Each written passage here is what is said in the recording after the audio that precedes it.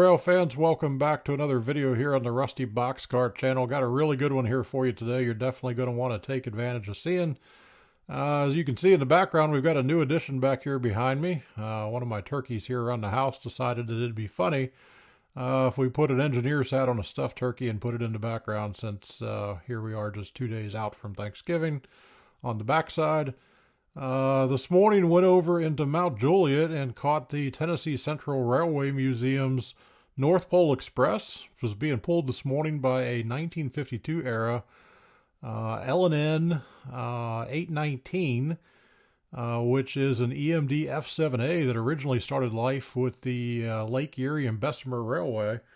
Started out with them for over 50 years, moved iron ore from the docks of Lake Erie over to Pittsburgh, Pennsylvania.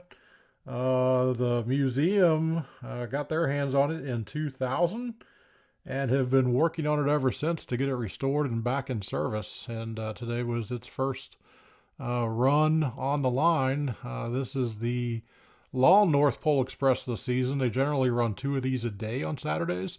Today it's a little over a 6-hour trip out to Watertown and back, and it'll be the only one that runs. So pretty cool to see because of that locomotive being out there for the first time. Got 3 different angles for you. So we're going to see it just at a little bit of an angle from the platform at the station. I magnetized a GoPro to one of the platform markers at the far end of the platform, so you'll get a really close-up front view of the train. And then we've got some drone footage for you too. So definitely hope you guys enjoy this and have a good day.